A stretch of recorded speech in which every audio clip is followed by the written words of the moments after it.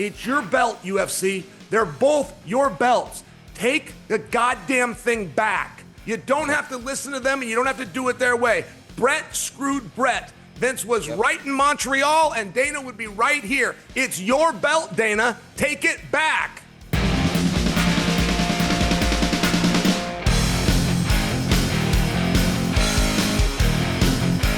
What's happening, guys? Welcome to another episode of Good Guy, Bad Guy. I am Chael. He is Daniel Partner. Let me lay out a scenario. You were doing an interview, say like the one that I'm doing with you right now. In the background, after I ask you a question, your young new girlfriend pipes in who I'm not there to interview. How do you handle that? Are you embarrassed? What do you do? You tell her to go sit in the corner. Get out of here. What are you doing? This ain't about you. Hey, I understand. Hey, maybe you bring the looks to the equation, but this ain't about you. Dude, you say this. I don't know if you've seen this, and I don't know if this is real. I swear to God.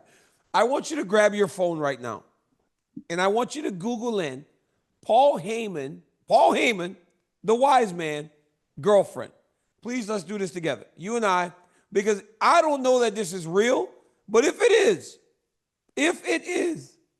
can you believe did you see it, Chael? Oh my goodness. Oh, the new fiance?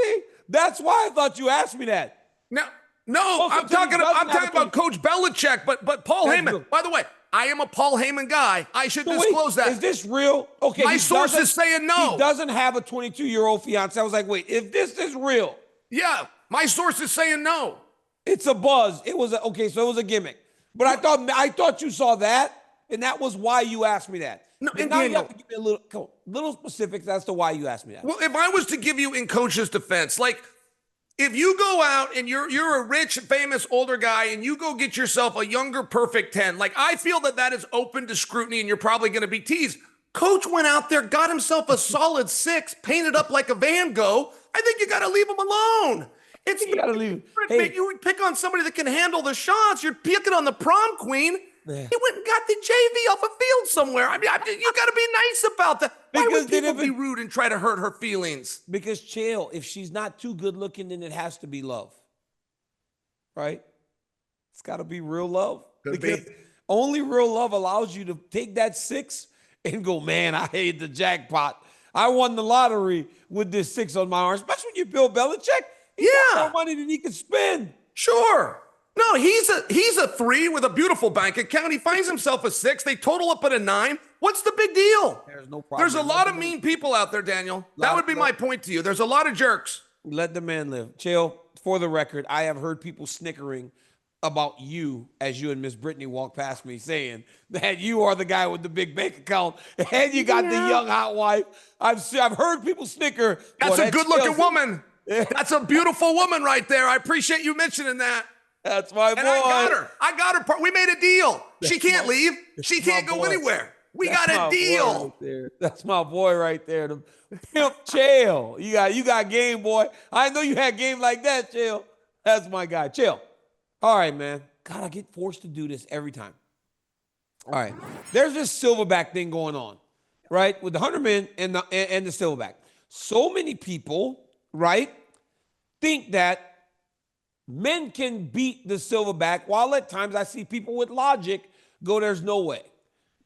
So we raised the bar a little bit. How many Jon Jones does it take to beat one gorilla, Chael Sonnen? Here's what's good about ESPN, though.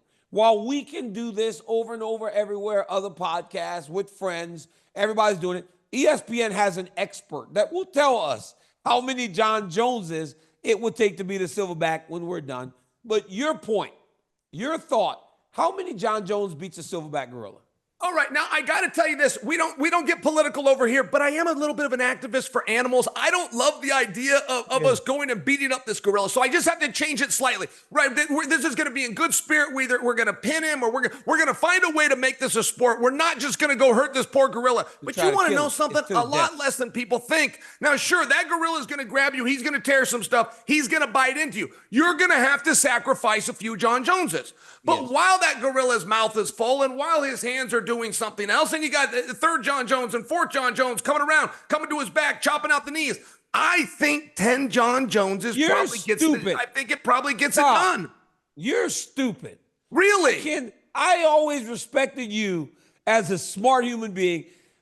No amount of Jon Joneses beats a gorilla, Chael. There has to be a amount. What do you know about a gorilla's cardio? You think a gorilla can just fight all night? 1,000. 200 Jon Joneses, 300 Jon Joneses maybe. 100? Chael, guess what? There's something to, it's the best. So when a dog chases a person, right? Say a dog gets loose. If you and I are standing there and I take off running, what are you going to do? If you take off run, well, I'm going to have to run too. I'm going to have to run faster than you. Yes. Human nature tells you. Chael, I have seen people running in a direction. If we could take 5 people, run towards another group of people, that group of people will then in turn turn and run too. Because you see and recognize fear and danger. Because why are they running? Those first few, Chael, those ones that get sacrificed, your eyes see what happens to those people. And you start thinking to yourself, that could be me. So then fear sets in. Now you're not aggressive anymore. Now everybody's on the heels because you got 3 dead Jon Joneses. His head is off, Chael. The gorilla has now taken him and ripped off his arms, smacked him upside his head with it, are just twisting necks, Chael. The next 5 people are like, I don't want to go. So now you're on your heels and the gorilla is now on the offense. Then what? You are acting as if the first 5 die and then everybody else is brave enough to say, I'm willing to take the chance to get this thing. It's very interesting. I mean, you're saying I thought about it wrong. I feel like you thought about it too much. I mean, a gorilla's a real thing, but listen, there's an actual story out there. My former coach, undefeated UFC fighter, is only 1-0, but the great Mark Schultz, NCAA World Olympic gold medalist. Mark Schultz took on a bear. There was a thing going around Stillwater, Bingo the wrestling bear, and he was declawed and they put a muzzle on him, but if you could pin the bear, they'd give you $500. Mark Schultz choked that bear out in a front headlock, and the bear let out a gasp as it was getting choked, like it was actually sad for the people who were there. He rolled that son of a bitch over and he pinned him. The bar owner refused to pay him, claiming that a pin was not wrestling terms where he's back. You got to get his arms and you got to pin it down like you're playing with a sibling. Didn't pay him the money. But I'm only sharing with you that was one Mark Schultz with limited training and a front headlock, and he put down Bingo the wrestling bear. I don't know why all of a sudden we got this big belief of gorillas. I will tell you, a gorilla comes to West Lynn, he had better pick somebody's else's house. I like gorillas. I would try to feed him. I'd invite him in. I'd offer him a banana. But at the end of the day, I will whip his ass if he touches my TV. And the real question, by the way, partner, is not how many gorillas does it take or how many Jon Joneses does it take to beat a gorilla. The real question is how many gorillas would it take to lift a cage off Jon Jones when Asada shows up for a drug test? That's the real question. How many gorillas would it take to get Conor McGregor off of drugs and into the octagon? That's the real question. Chill. I feel like your attention has been diverted. Yo, chill. Listen. Mark Schultz did beat the bear. Yep. But the bear's wearing a muzzle the whole time. Yep. He's wearing a muzzle the whole time.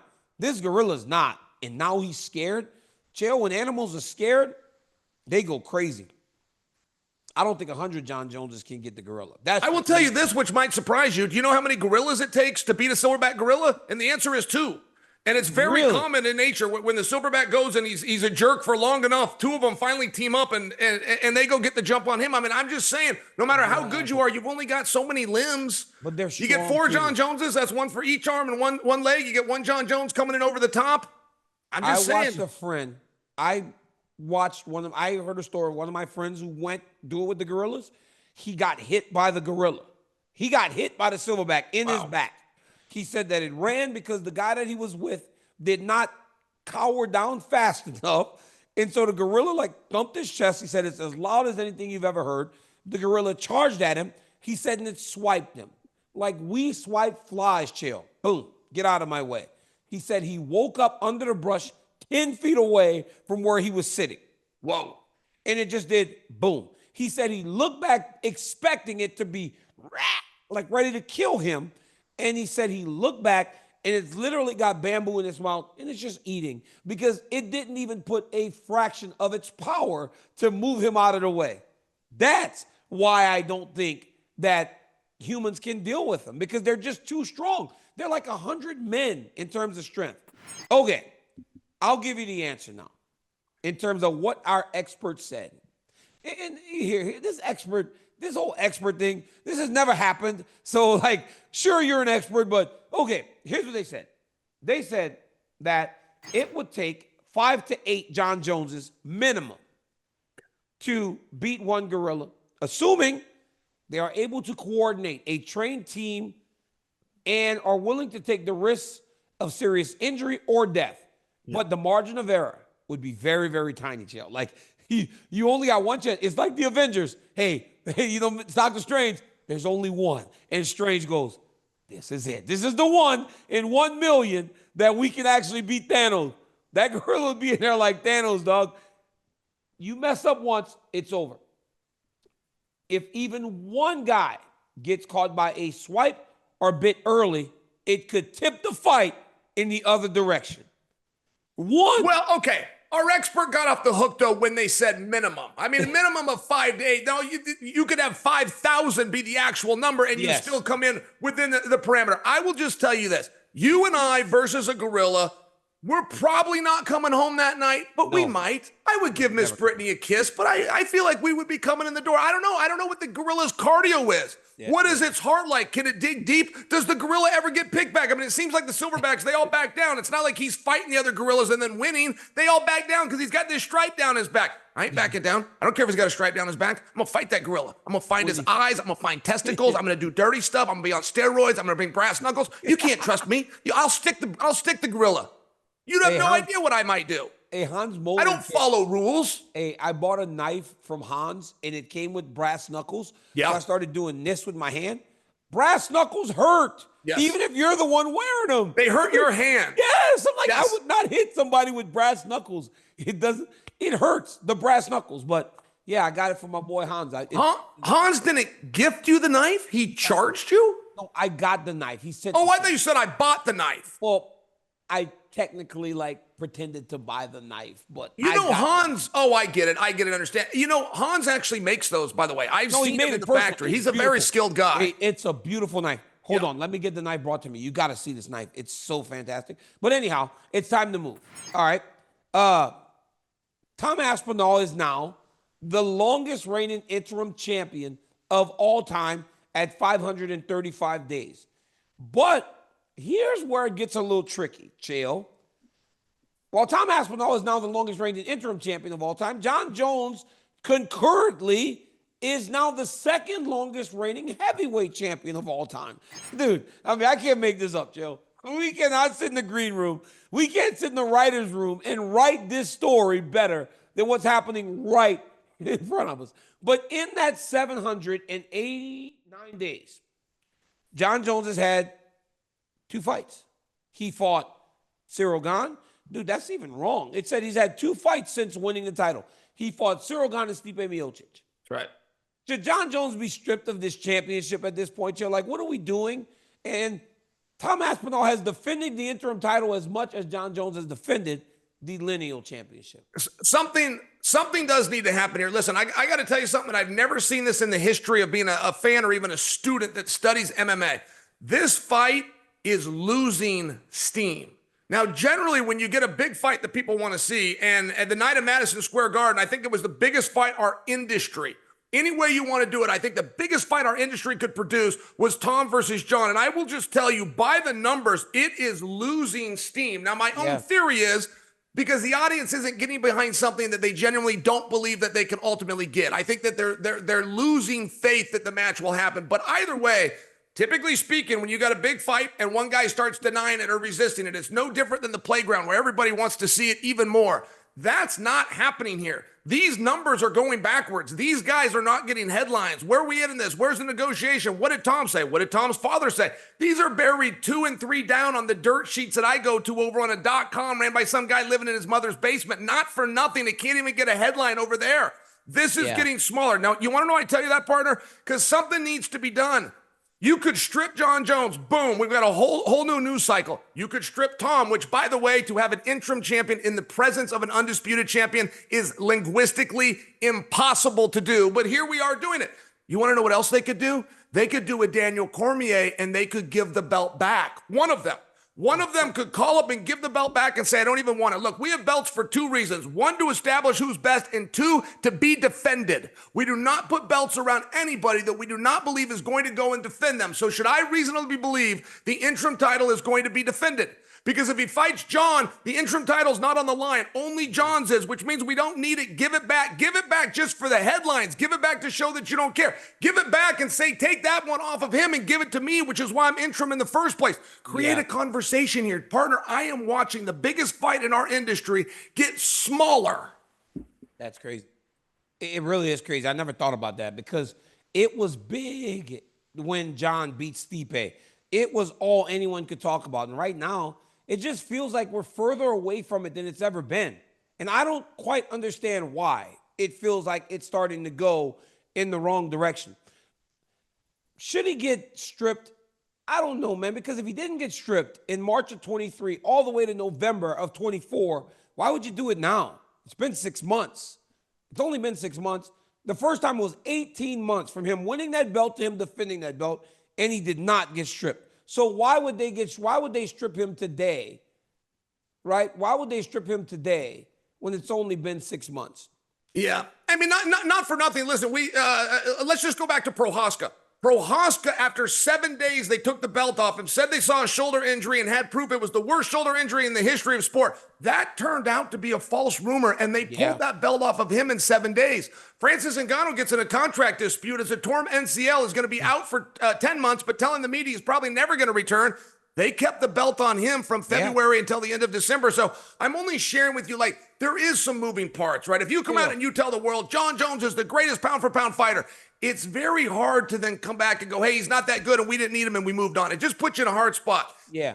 Let me lay a scenario out for you. You have a television contract that is coming up. You are not trying to devalue yourself to possible distributors. And if you have Jon Jones and all of a sudden he's no longer your champion, did you just make yourself less powerful? I don't know the answer to that question. I'm just sharing for you. There is some moving parts, but I am fully behind what you're talking about. We're going to award these guys and say you're the longest ever. It's like when Jack Tunney had to pull it off the Ultimate Warrior. If you don't make the walk, it's hard to say it's the longest ever. I don't know who the longest reigning 135-pound champion is, but I do know they kept the belt around our friend Dominic Cruz for 3.5 years that he did not fight. So I would have to imagine that Dominic has that record, but when you only have 1 or 2 fights, even Dominic would tell you, listen, it's a little bit skewed. It is a little skewed, man, because you're holding on to the belt and not really doing anything, so it's odd. But you know what's annoying to me is Islam Makhachev has said, I don't want to really fight Ilia Topuria because he's a 45-pounder, and I've done that. Give me somebody else. People are like, take the belt off of him. He should be stripped. I've seen reports, and I don't know that these are true, where they're like, it's either strip or defend for Makhachev. Why? Why? He has fought in the last 2 years. He fought Volk. He fought Dustin. He fought Volk again. He fought against what's the guy's name that just what's that guy's name? You'll get it. You'll come up with it. Right? He fought them all. Like, he's fought 4 times in the amount of times that the heavyweight champ fought once. And you know what's sad about this whole situation more than anything else? And I think this is what leads me to our next topic, right? George St. Pierre. He said, Tom's too focused on this Jones fight. The sad thing about that, and it's the truth, as long as Jon has not been fighting, Tom hasn't been fighting. And that's what's sad. That, to me, is the biggest disservice in this whole thing, because you have a young heavyweight, a guy who could be truly dominating the weight class, not fighting because he's so hyper-focused on fighting the guy. Because, love him or hate him, Jon's the guy. Jon's always been the guy. And he's the heavyweight champ now, and this young guy who could do what he did to Curtis Blades was crazy, what he did to Sergey was crazy. In the time that he's been waiting now for this Jon Jones fight, he could have fought 2 more times. Yeah. And we could be talking about Tom Aspinall as one of the greatest heavyweights of all time. That's where we're getting cheated as fans. That's where the sport's getting cheated, because we aren't seeing Aspinall fight. Sure, Jon Jones can be a special attraction, Chael, right? Jon Jones is on the part-time schedule like Roman Reigns, like John Cena. He comes in, it's a big deal. But we need that guy that carries that championship every week. And We're not getting that because Tom Aspinall is so worried about fighting Jones. Is George St. Pierre right, Chael, that he's too focused on that? It was a very interesting point when George brought it up. And George's larger context of that statement was there's a lot of moving parts. You don't get to control them, and you need to keep your eye on the entire division. Don't just get locked in. And I think we have seen that to an extent. Maybe I would turn to Dominic Reyes, but Dominic Reyes had such a great performance against Jon Jones that he did kind of lose sight of the rest of the division, and he paid for it. So I thought that George's words were very valuable. I did take them to heart to a degree. I don't believe that Tom Aspinall understands what he has in his hand. I believe he is in a position of, hey, I'm a young guy and I wait till a decision made, and Jon's our undisputed champion. Tom Aspinall has a shelf life of roughly 10 years, and Tom can sell a lot of tickets, and he's got a big fan base. Jon Jones is likely going to do one more fight. We might not get him for that one, but I don't think you're going to get him for two. I just don't. That's hearing from Jon himself. The shelf life isn't there. If the company is forced to go with somebody, they're going to go with the kid that's in his 20s. That's just the way that this business works. And I do think that Tom has something to say here. Listen, I'm an interim champion in the event that this guy is either injured or unwilling to fight. He is currently unwilling to fight. Make me the undisputed champion. I just think that Tom's got a little bit more of a play here than he's making. I'm not into the ruffling of the feathers. I'm only suggesting that for you, but I want to use that. I'm sorry if I'm being wordy, but you brought up Islam. Listen, Islam's another guy that's misplayed his hand. Islam's talking about, I'm going to watch and see what happens with Blahal and Jack Della Lema, as though somebody's clamoring to see Islam versus Jack Della Lema. First off, if Jack was to get that belt, he would be a transitional champion, and Ian Gary's phone would ring so fast your head would spin. And secondly, the inmates cannot run the asylum or even give the impression they are. If Islam says, I'm going to sit back, I'm going to hold up a division to see what happens in a different division I don't belong in, and then I'm going to be afforded an opportunity instantly, the very one that I'm refusing to Ilia Topuria, it will never happen. And that's where he's making the mistake. Yeah. Wow. I never thought about that. It's the same exact situation. Chael, these guys are the best in the world. I want to see Tom Aspinall fight, point blank. But so you're right. We have a young champion, a guy that can be the face of the future. But does he need that, though, Chael? Does he need that transition? You and I talk about this constantly, right?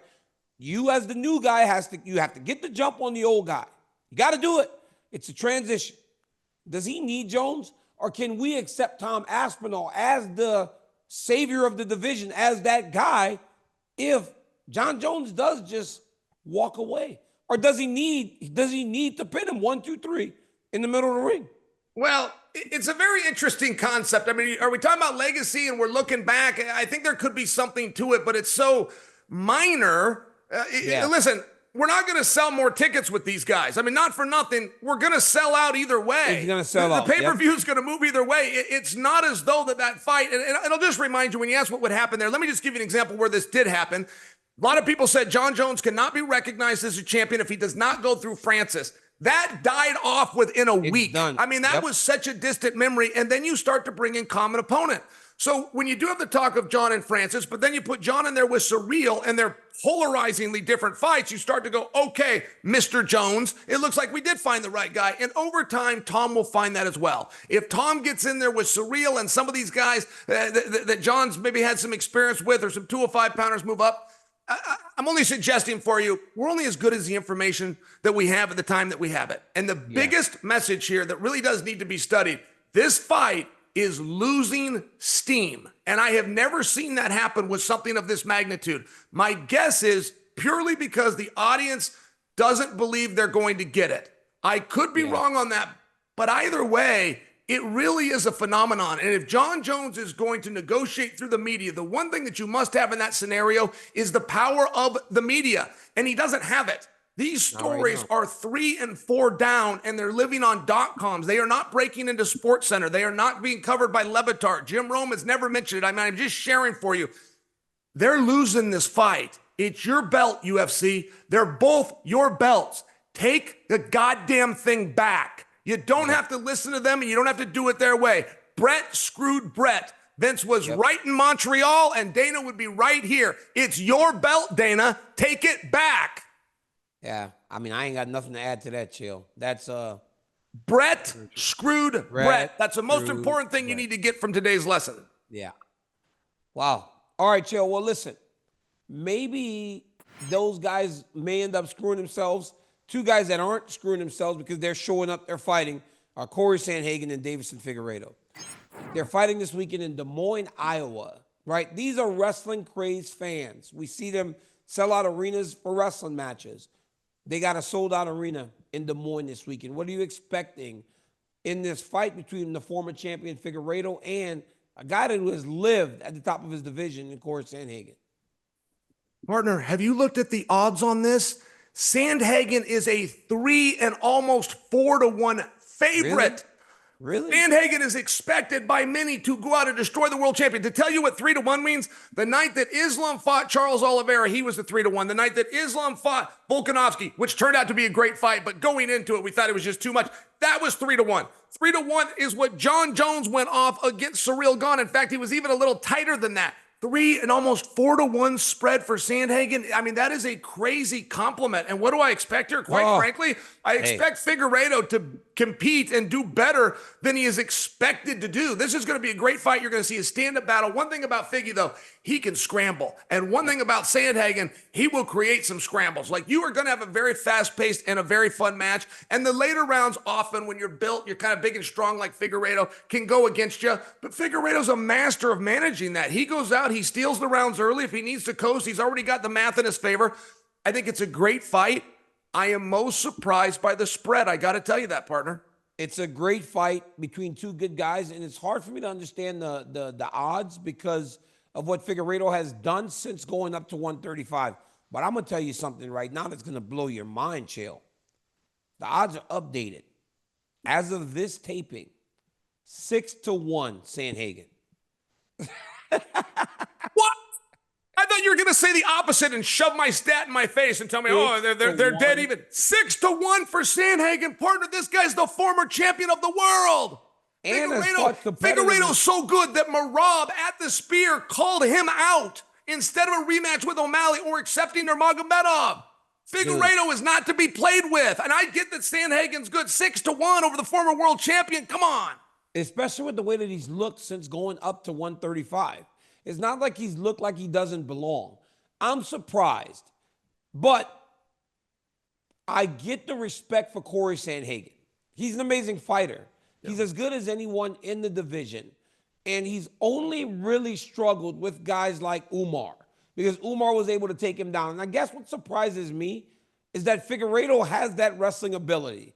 So for him to have that ability to try and implement the same sort of game plan and be thought to be a 6-1 dog, it's unbelievable to me a little bit. I think this fight is much closer, and that's why it's the main event.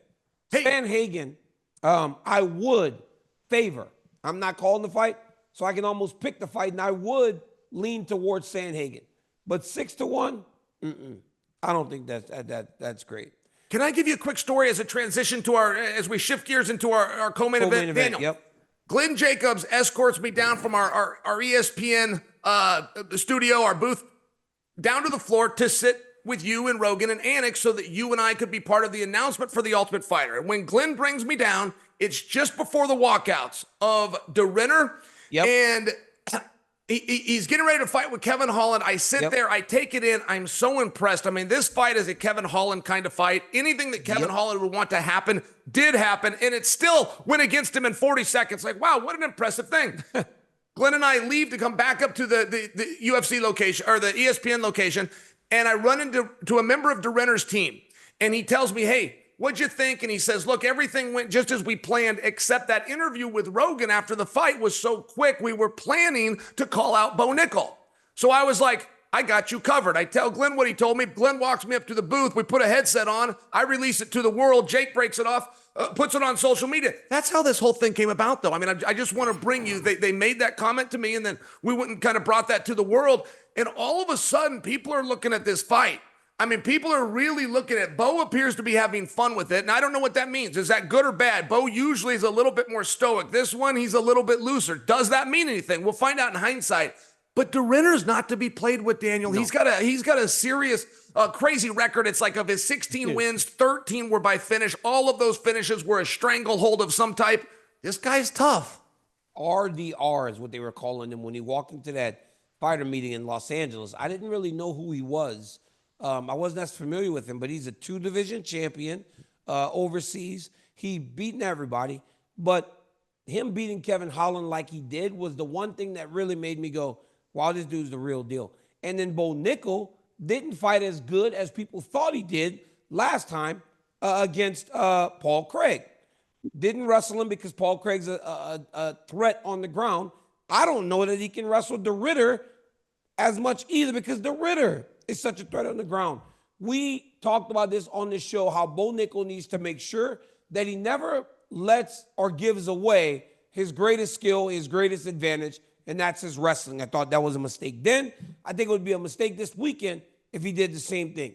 But when looking at the odds of this fight, Nickal was minus 2,000 versus Pickett, minus 1,300 versus Val Woodburn, minus 1,500 versus Cody Brundage, minus 1,300 versus Paul Craig versus Reinier the Ritter. He's minus 350. So this is the closest fight on paper in terms of odds, but he's still a massive favorite and expected to get it done over a guy who's ranked in the top 15. So it tells you what the world thinks about Bo Nickal. It's on Bo Nickal now to not only win, but to show who he is, win impressively, and then springboard himself into bigger things. Because Chael, once he gets through this, if he wins, there will be a number next to his name, and there will be no more fights where he's minus 350, minus 400. It's all going to be getting much, much closer. So he needs to be ready. He's loose, Chael.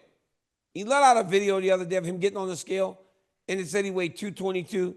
We did the good guy, bad guy BS meter the other day. That bullshit meter for me is just pinging right now. He doesn't weigh 222. He's never weighed 222, right, Chael? Hey, I got that video from Adam Felters, and when Felters believes something to be true, it generally is. And I said, Adam, you got to go back and watch that. I mean, listen, we see Bo Nickal, and then we see a number on a scale. We never see Bo Nickal and the scale in the same shot. There was a little bit of tricky editing that went on there. Just to share with our audience, yes, of course this was a troll. Of course it was a joke. It was not meant to be taken serious. But in addition to that, there was a season that Bo Nickal went and wrestled at Daniel Cormier's old weight class of 97 kilograms, which transfers to 211 pounds. And Bo got on that scale 2 kilograms underweight. Yeah. So he back in his prime when he was doing trying to get big, he only got up to 207 pounds. There is not a scenario where he's training twice a day as a professional and he's 36 pounds overweight. BS meter going off for me too. Especially on like a Sunday, like the week of the fight, he's not that heavy. Hey, it's like El Grande Americano and Chad Gable. They're not the same guy, but the only reason we don't know for certain is because we've never seen them in the room together. Yeah. But El Grande Americano is not Chad Gable. No. But they love playing. Chad loves to play into it because he's like, well, I like you guys talking about it. I'm not going in the room with El Grande Americano. But I will say this, Chael, I did see them together. I had a conversation at WrestleMania with Chad Gable and El Grande Americano. Really? I did. Yeah. Is there ever a chance that Chad wrestles El Grande? Down the line. They're building towards that as the big send-off. Chael, Jeremy Stephens is back in the UFC. He's from Iowa, fighting in Iowa. His last fight was a loss to Mateus Gamrot back in 2021. At that point, he had lost 6 in a row, but he's back in Iowa this weekend. What's your expectation? I mean, he did really good in bare-knuckle boxing, but now he's back on the grand stage. It's a feel-good story, Chael, but does this feel-good story end in a bit of a fairy tale way, or do we all kind of go, well, now I know why Jeremy Stephens was cut in the first place? Daniel, what is a BMF? Like, what do you have to do to be qualified to be in that category? And the answer is pretty simple. We will know it when we see it. And Jeremy Stephens, you better bet your ass, is a BMF. Can he compete with these guys? Can he do it at home? Listen, I'm glad he's getting the opportunity. I'm very open to the idea. I have talked to one strength and conditioning coach within Jeremy's camp. They told me how hard he's working. They say his number, like they do a 5-mile run, but then they've clocked it over years. They say he's running at 5 miles as fast now as he was 10 years ago, and I tend to believe him. And Jeremy's not over the hill. He's one of those guys that never dabbled with the performance enhancers just by example, because that'll really shorten your career. Jeremy's straight. He works hard. He's by the book. I think that he's going to understand there's no pressure on him, and this is kind of a one-time opportunity. I'm expecting a pretty good performance out of him, quite frankly. Yeah, I would love to see him fight, or at least show glimpses of the guy that we all fell in love with whenever he was winning fights and really making his way in the UFC. But it feels good to see a guy get his opportunity to go home and compete in front of his home crowd. So good luck to Jeremy Stephens this weekend as he fights in Des Moines, Iowa. All right, Jill, I'm going to let you get to the weekend, man. You got big plans? Anything? Nothing? I got all sorts of plans. You didn't pause. There was no pause there for me to jump in. You went to nothing a little bit too quickly. Hey, Chael, you got any plans? Oh, nothing. You're sitting at home, you big nerd. Well, no, you sat there with this look on your face. You didn't give me time to respond. I happen to have very big plans, by the way. I'm not going to tell you what they are. I'm not going to tell you now that you're a jerk. Oh, you know what? I will tell you. I'm going to go golfing. I'm going to go golfing with my fancy schmancy TV friends. I'm not going to invite you, but I'm probably going to talk about it next week on the show just to rub your face in it like the puppy that missed the paper. You know what, DC? I'm the bad guy. You're the good guy. Not today. You're the bad guy, and you're a bit of a prick. Goodbye. See you guys on Monday.